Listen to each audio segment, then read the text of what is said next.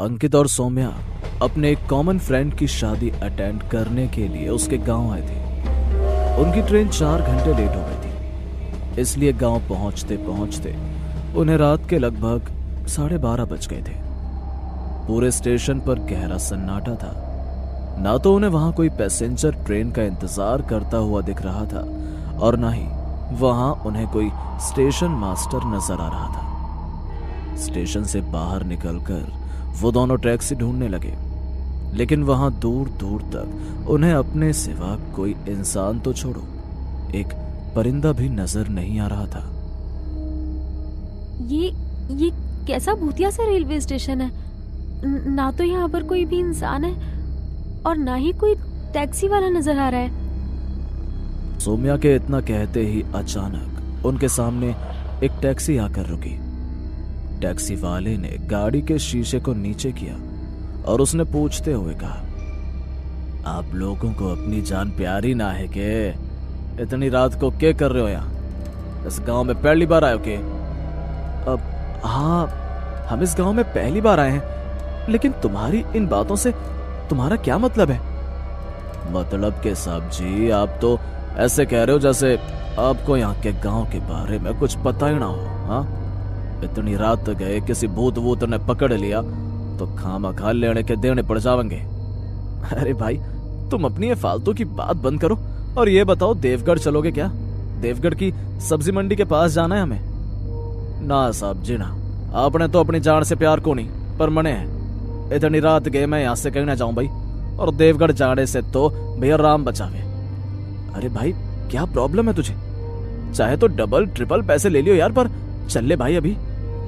अच्छा तो फिर देख लो, 500 रुपए लूंगा। क्या कहा? 500 रुपए? कोई नहीं, मजबूरी में तो खैर छोड़ो, चलो तुम। टैक्सी में बैठकर अंकित और सौम्या ने चैन की सांस ली। टैक्सी में उन्हें बैठे अभी कुछ देर हुई ही थी, तभी थोड़ी देर बाद वो जैसे ही देवगढ़ वाले रोड तक पहुंचे तो तभी अचानक टैक्सी रुक गई। टैक्सी वाले ने देखा तो टैक्सी का इंजन बुरी तरह से गर्म हो चुका था। साहब जी, ये टैक्सी आगे ना जा पाओगी, इसका इंजन बहुत गर्म हो गया है, आपको यहीं उतरना पड़ेगा। आप मुझे बस 200 रुपए दे दो। हे भगवान, ये लो अपने पैसे। अब यहां से पता नहीं कितनी दूर तक पैदल चलकर जाना पड़ेगा। अंकित और सौम्या टैक्सी से उतरकर देवगढ़ जाने वाले रोड पर सीधे सीधे चलने लगे। रोड के दोनों तरफ घना जंगल था। जंगल से उन दोनों को जंगली जानवरों की डरावनी आवाजें साफ सुनाई दे रही थी। रात के अंधेरे में उस रास्ते पर चलते हुए वो दोनों बुरी तरह घबराए हुए थे कि थोड़ी दूर चलते ही सौम्या को सड़क के किनारे पर एक छोटा सा बिल्ली का बच्चा दिखाई दिया। सौम्या को देखकर वो बिल्ली का बच्चा खुद ब खुद उसके पास आकर रुक गया। सौम्या ने उसकी ओर देखा और उसे अपनी गोद में उठा लिया।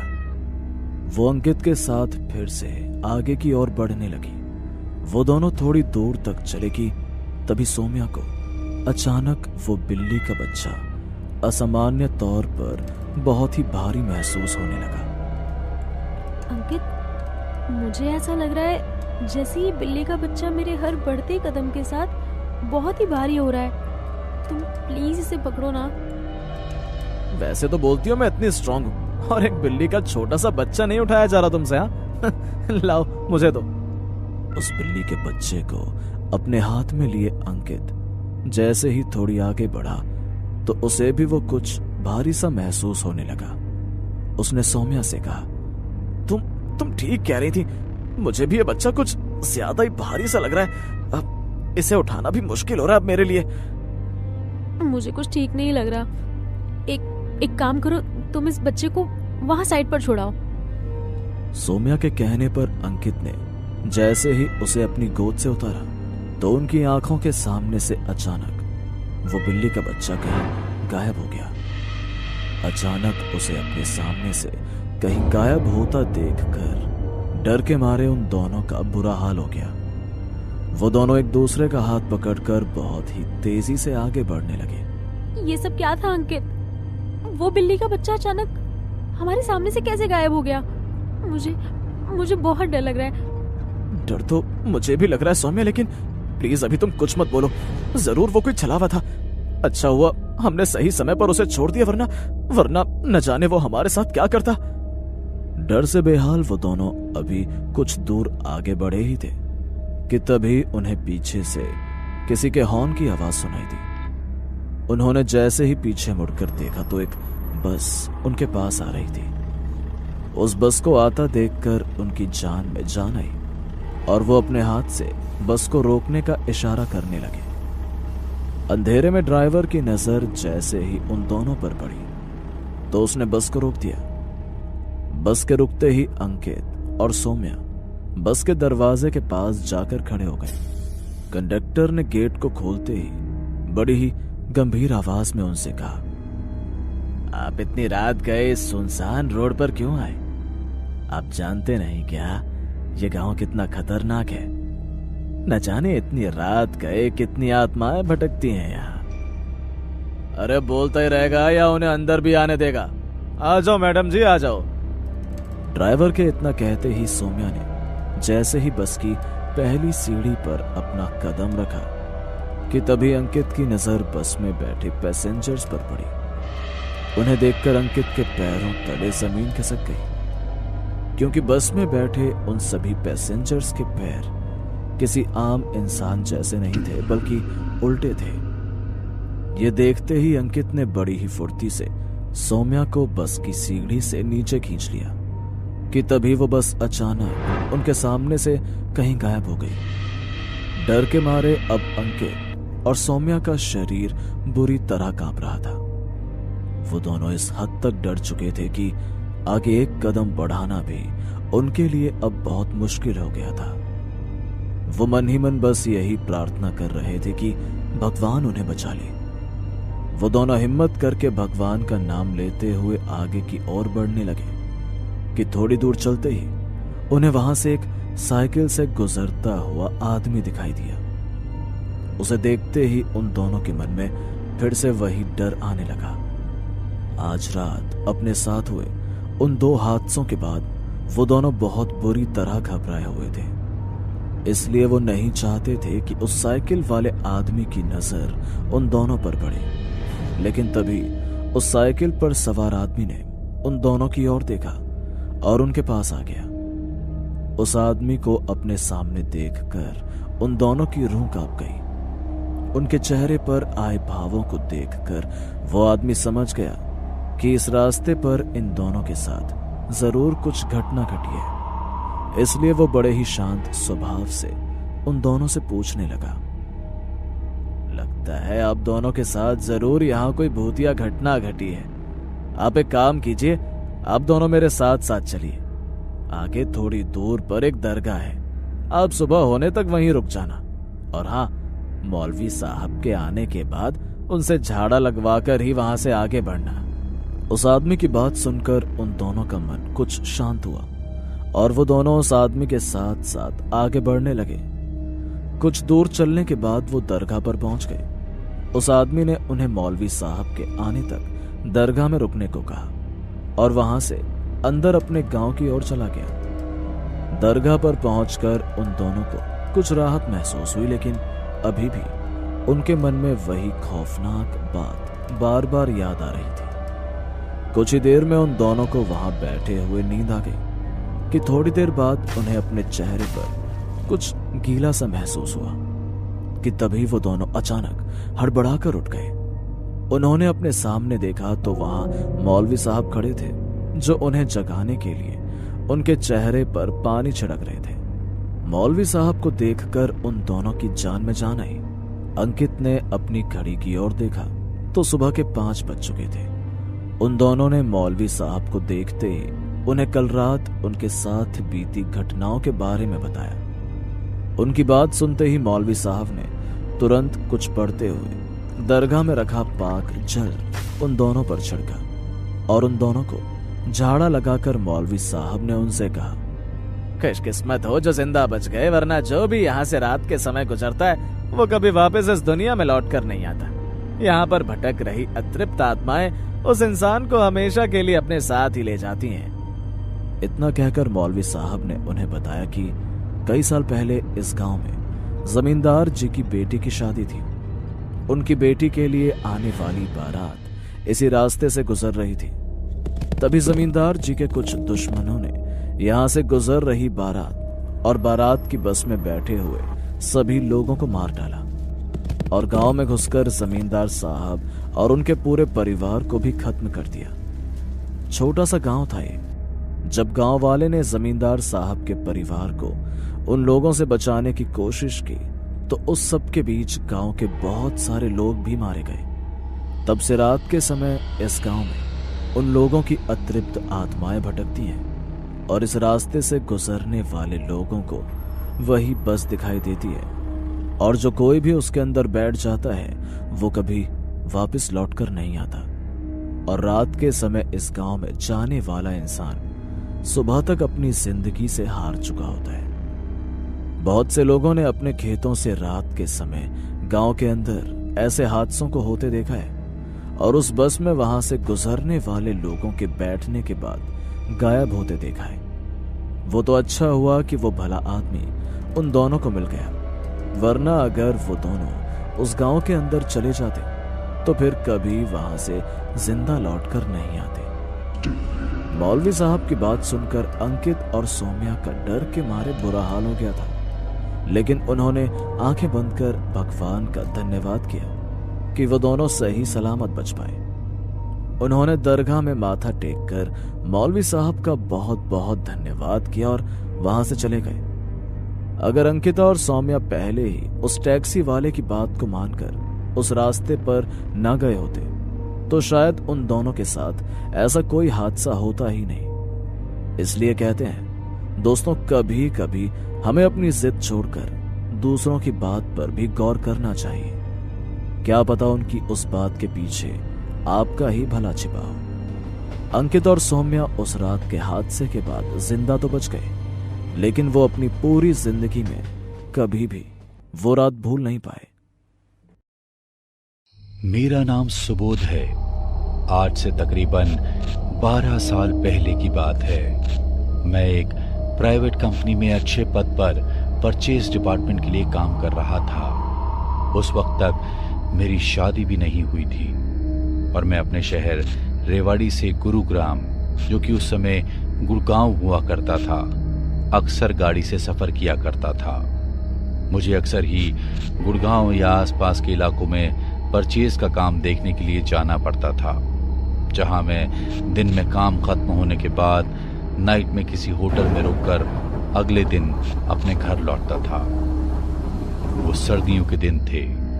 शाम के 8 बजे ही कोहरे के कारण सड़कों पर गहरा सन्नाटा फैल गया था। कड़ाके की ठंड और बाहर जीरो विजिबिलिटी होने के कारण रेवाड़ी की सड़कों पर इक्का दुक्का लोग ही बाहर नजर आ रहे थे। मैं क्लाइंट से मिलकर फ्री हो चुका था, लेकिन इतने कोहरे में ड्राइव करके वापस गुरुग्राम जाने के लिए मेरी अंतरात्मा ने उस रोज गवाही नहीं दी। मैंने 2-4 लोगों से होटल के बारे में पूछा और एक होटल की तरफ अपनी गाड़ी बढ़ा दी। उस समय जीपीएस का चलन नहीं था, इसलिए नए शहर में ठहरने के लिए जगह ढूंढना बड़ा कठिन हो जाता था। मैंने अंदाज से एक दिशा में गाड़ी बढ़ा दी। कुछ देर बाद मेरी गाड़ी अचानक से बंद हो गई। मैं जितना भी स्टार्ट करता, लेकिन वो उस जगह से आगे बढ़ने को तैयार ही नहीं थी। मैं गाड़ी से उतरकर कोहरे में नजर गड़ाकर आसपास देखने लगा। कुछ दूरी पर मुझे एक लड़की पायल छम छम करते जाती हुई दिखाई दी। लड़की को देखकर मैं बड़े सख्ते में आ गया था। अंधेरे सुनसान रास्ते पर एक अकेली लड़की आखिर क्या कर रही थी?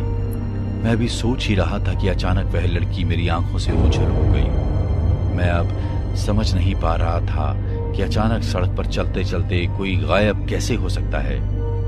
सोचते हुए इस बार जब मैंने गाड़ी स्टार्ट करने की कोशिश की तो गाड़ी स्टार्ट हो गई और मैं कुछ दूर तक हाईवे के किनारे बने होटल के सामने रुक गया। होटल के अंदर जाते ही मैंने रिसेप्शन पर खड़े लड़के से कमरे की चाबी ली और अपना सामान भिजवाने के लिए कहकर 5वीं मंजिल पर बने अपने कमरे में जाकर लेट गया। कुछ देर बाद होटल का स्टाफ मेरा सामान लेकर आ चुका था। सुनो, ड्रिंक की व्यवस्था हो सकती है क्या? पहले ड्रिंक भिजवा दो, उसके बाद खाना लगा देना। मेरा इतना कहने पर स्टाफ यस सर कहकर वहां से निकल गया। मैं अब अपने कमरे में बिल्कुल अकेला था। मैंने टीवी का रिमोट उठाकर टीवी ऑन किया तो अचानक ही टीवी की स्क्रीन गायब हो गई और टीवी की ब्लैक स्क्रीन में किसी की भयानक परछाई दिखाई पड़ने लगी। मैंने चौंक कर अपने पीछे देखा, लेकिन वहां पर कोई भी नहीं था। मैं कुछ भी समझ पाता उससे पहले ही दीवार पर लगा फैंसी लैंप धड़ाम से नीचे गिर पड़ा। मुझे अपने कमरे की बालकनी से किसी बिल्ली की रोने की लगातार आवाजें सुनाई दे रही थी। मेरे मन में अब कुछ अजीबोगरीब ख्याल आने शुरू हो गए थे। तभी अचानक कमरे की डोर बेल बजी। सर, ये लीजिए आपका ड्रिंक और आधे घंटे में मैं आपका डिनर भेजता हूँ। ठीक है। मैंने पहला बैग बनाकर ग्लास में डाला और झटके में उसे गले से नीचे उतार लिया। अब मुझे अपने कमरे में किसी के होने का एहसास हो रहा था। बार बार मुझे ऐसा लगता जैसे पर्दे के पीछे से कोई झांक कर मुझे देख रहा है, लेकिन जब मेरी नजर उस पर्दे पर पड़ती तो वहां मुझे कोई दिखाई नहीं देता। मैं काफी बेचैनी महसूस कर रहा था। मुझे ड्रिंक के लिए और बर्फ की जरूरत थी, इसलिए मैंने फोन उठाकर रिसेप्शन को कॉल करना चाहा, लेकिन मेरे रूम का फोन बिल्कुल डेड पड़ा हुआ था। अभी कुछ देर पहले ही मैंने इसी फोन से वेटर और स्टाफ से बात की थी। अचानक ये बंद कैसे हो गया? पहले वॉशरूम होकर आता हूं, उसके बाद नीचे जाकर बात करता हूं। ऐसा सोचकर मैं अपने बिस्तर से उठा और अपना बैग उठाकर पीने लगा। उसी पल मैंने महसूस किया कि उस कमरे की दीवार पर एक बहुत ही मनहूस सी पेंटिंग लगी हुई थी, जिसमें एक औरत काले लबादे में खड़ी हुई है, जिसका पूरा मुंह खून से सना है और वह गुस्से में मेरी ही ओर देख रही है। न जाने यह शराब का असर था या उस पेंटिंग में वास्तव में कुछ अप्रिय था कि उस तस्वीर को देखकर भय से मेरे रोंगटे खड़े हो गए। कुछ ही पल बीते होंगे कि मैंने महसूस किया कि उस पेंटिंग में से कुछ टपक कर नीचे फर्श पर गिर रहा है। मैंने ध्यान से फर्श की ओर देखा, वहां खून की बूंदें गिरी हुई थी। यह नजारा देख मेरी चीख निकल गई। उसी पल वेटर डिनर लेकर मेरे कमरे में दाखिल हो गया। सर, ये रहा आपका डिनर। अगर कुछ और चाहिए हो तो आप एक बार रिसेप्शन पे जरूर कॉल कर लीजिएगा। ये कैसा रूम है? कुछ गड़बड़ है यहाँ। ना टीवी चल रहा है, ना बल्ब चल रहा है, यहाँ तक कि कमरे का फोन भी डेड पड़ा है। और ये पेंटिंग, इसमें से खून टपक रहा है। कमरा है या भूत बंगला? ये कैसी बातें कर रहे हैं सर आप? आपको जरूर हैंगओवर हो गया होगा। प्लीज ज्यादा मत पीजिए। आप देखिए, खुद अपनी तसल्ली कर लीजिए, सब कुछ चल रहा है।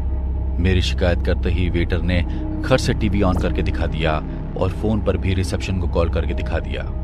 सर, आप अब डिनर कर लीजिए। Good night sir, take care. Waiter के जाने के बाद मैंने एक बार फिर से फोन उठाकर चेक किया। फोन अभी भी डेड था और टीवी में लगातार किसी की परछाई दिखाई दे रही थी। मुझे जमीन पर टूटे हुए लैंप के टुकड़े और पेंटिंग से टपकता हुआ खून भी दिखाई दे रहा था। डर से मेरे माथे पर पसीना आ गया था। अब उस पेंटिंग की ओर देख पाने की मुझ में हिम्मत नहीं बची थी। शराब का सारा नशा एक ही झटके में दूर हो गया था और अब मुझे कुछ बहुत ही अजीब महसूस हो रहा था। अचानक ही एक खून जमा देने वाला ठंडा सा झोंका मेरे कानों से टकराया और मुझे महसूस हुआ कि कोई लड़की फुसफुसाकर मेरा नाम ले रही है। उस काली ठंडी मनहूस रात में इससे ज्यादा भयानक कुछ नहीं हो सकता था कि मैं खुली आंखों से सब देख रहा था, जबकि वेटर 2 बार उन बातों को खारिज करके वहां से जा चुका था। मैंने एक बार फिर घबराकर यहाँ वहां देखा। मेरी नजर फिर से उस भयानक दिखने वाली पेंटिंग से टकराई तो मैंने पाया कि पेंटिंग में खड़ी हुई औरत पलकें झपका रही है और उसकी आंखों से कुछ गाढ़ा लाल पदार्थ टपकते हुए बाहर गिर रहा है। देखते ही देखते उसने अपना मुंह खोल दिया और उसके मुंह से निकलकर घना कोहरा कमरे में भरने लगा। ये नजारा देखकर मेरी आत्मा कांप उठी। अब एक भी पल के लिए उस कमरे में ठहरना मेरे लिए संभव नहीं था। न जाने उस पल मेरे अंदर कैसी ताकत आ गई कि मैं कूदकर अपने बेड से नीचे उतरा और मैंने कमरे से बाहर निकलने वाले दरवाजे की ओर दौड़ लगा दी। किंतु मेरे आश्चर्य का ठिकाना ना रहा, क्योंकि मेरे कमरे का दरवाजा कई बार प्रयास करने पर भी टस से मस ना हुआ। अब तो डर के मारे मेरा खून सूखने लगा था। कमरे से बाहर जाने वाला इकलौता दरवाजा ना जाने कैसे जाम हो गया था और कमरे के अंदर कुछ ऐसा घटित हो रहा था जिस पर मेरा विवेक कभी भी विश्वास करने को तैयार नहीं था। कोई और रास्ता सोचता न देख मैं दौड़कर बाथरूम में गया और अंदर से दरवाजा बंद कर लिया। मैं डरा सहमा सा बाथरूम के दरवाजे के पीछे खड़ा हुआ था कि तभी जोर जोर से बाथरूम का दरवाजा पीटने की आवाज सुनाई देने लगी। मेरे कमरे की बालकनी में रो रही बिल्ली भी ऐसा लगता था मेरे बाथरूम के बिल्कुल बाहर आकर ही रोने लगी है। डर से मेरी हालत खराब हो रही थी। जोर जोर से दरवाजा पीटने की आवाज सुनने के बाद अब तो मेरे अंदर बाहर झांकने की भी हिम्मत नहीं थी। मैं मन ही मन भगवान से प्रार्थना कर रहा था कि मुझे बस किसी तरह इस कमरे से बाहर निकाल दे। कुछ देर तक दरवाजा पीटने के बाद अचानक ही मेरे चारों ओर चुप्पी सी छा गई। अब ना तो बाहर बिल्ली के रोने की आवाज सुनाई दे रही थी और ना ही दरवाजे पर कोई आहट सुनाई दे रही थी। मैंने हिम्मत करके दरवाजे से बाहर झांकने की कोशिश की। दरवाजे के बाहर कोई भी नजर नहीं आ रहा था। मुझे बाथरूम में बैठे हुए भी तकरीबन 1 घंटा हो गया था। लगता है सब कुछ शांत हो गया है। मुझे एक बार फिर से कमरे से बाहर निकलने की कोशिश करनी चाहिए। ऐसा सोचकर मैं बाथरूम का दरवाजा खोलकर बाहर आने की कोशिश करने लगा, लेकिन लाख कोशिश करने के बाद भी बाथरूम का दरवाजा नहीं खुल पा रहा था। ऐसा लग रहा था दरवाजे को किसी ने बाहर से मजबूती से पकड़ रखा हो। सर्दी के मौसम में भी पसीने आने से मेरा पूरा शरीर भीग चुका था। मुझे समझ में आने लगा था कि शायद अब मैं इस होटल रूम से कभी बाहर नहीं निकल पाऊंगा। जो कुछ भी इस कमरे में है मुझे यहाँ से कभी भी बाहर नहीं निकलने देगा। मैंने डर से अपनी आंखें बंद कर ली और जमीन पर बैठ गया। तभी मुझे अपने कमरे के बाहर कुछ लोगों की बात करने की आवाज सुनाई देने लगी। इससे पहले कि मैं कुछ भी समझ पाता, भड़ाक की आवाज के साथ मेरे बाथरूम का दरवाजा खुल गया।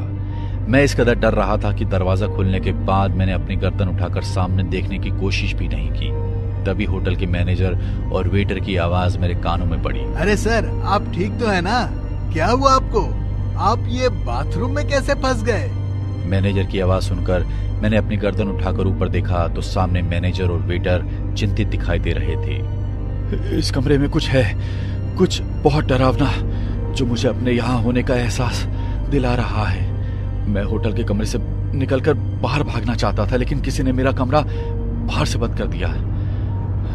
फिर मैं बाथरूम में जाकर छुप गया, लेकिन कुछ देर बाद जब मैं बाथरूम का दरवाजा खोलकर बाहर आने की कोशिश करने लगा तो मुझे पता चला कि मेरा बाथरूम का दरवाजा भी बाहर से लॉक हो गया है। सर, आप जो कुछ भी बोल रहे हैं उस पर विश्वास करना थोड़ा कठिन है सर, लेकिन आपकी बातों को मैं झुठला भी नहीं सकता। आपके कमरे का दरवाजा अंदर से बंद था। मैंने मास्टर की से आपके रूम का दरवाजा खोला है, लेकिन ये देखकर तो मैं भी हैरान हूँ कि आप बाथरूम का दरवाजा बाहर से बंद कैसे हो गया, जबकि आप तो कमरे में बिल्कुल ही अकेले हैं। हो ना हो इस कमरे में कुछ तो अजीब जरूर है। आप चलिए हमारे साथ। इतना कहकर मैनेजर मुझे वहां से बाहर लेकर आ गया। मैं अभी भी सदमे में था। होटल का स्टाफ जाकर मेरे कमरे से मेरा सामान ले आया था। लेकिन आप लोग अचानक आधी रात को मेरे कमरे में कैसे आ गए? वो वेटर ने मुझे बताया कि आपके कमरे में कुछ अजीबोगरीब एक्सपीरियंस हो रहे हैं और आपने काफी शराब भी पी रखी थी, इसलिए मैंने एक बार आपकी हालचाल पूछने के लिए आपके रूम में फोन किया। फोन की घंटी लगातार बजती जा रही थी, लेकिन आप फोन नहीं उठा रहे थे। तब मुझे थोड़ी चिंता हुई, तो मैं मास्टर की को लेकर आपके रूम की ओर आ गया। बार बार बेल बजाने पर भी जब आपने दरवाजा नहीं खोला तो मैं मास्टर की से आपके रूम के अंदर आ गया। मैंने देखा कि आप बाथरूम में बंद हैं और बाथरूम का दरवाजा बाहर से लॉक है।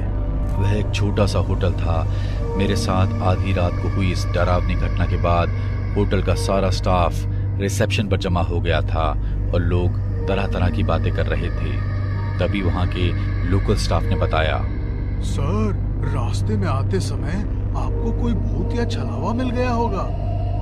इस एरिया में ऐसी घटनाएं पहले भी कई बार हुई हैं। यहाँ पर रात के समय एक छलावा घूमता है, जो उसको देख लेता है, उसके बाद वो छलावा उसके साथ साथ लग जाता है। पहले तो वो छलावा अपने शिकार को ही डराता है, और जब शिकार पूरी तरह से डर के काबू में आ जाता है तो वो उसका शिकार कर लेता है। आप बहुत किस्मत वाले हैं सर, जो आज आप शिकार होने से बच गए।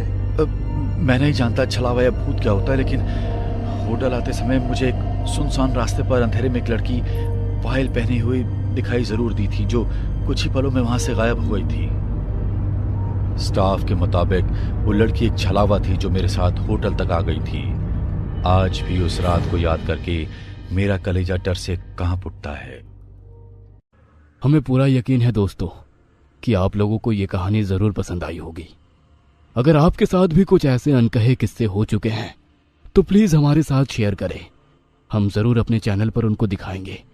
हमारी ईमेल आईडी नीचे डिस्क्रिप्शन बॉक्स में दी गई है, तो प्लीज हमारे वीडियो और चैनल को शेयर एंड सब्सक्राइब करें और बने रहे हमारे साथ ऐसे ही अनकहे किस्से और कहानियां सुनने के लिए।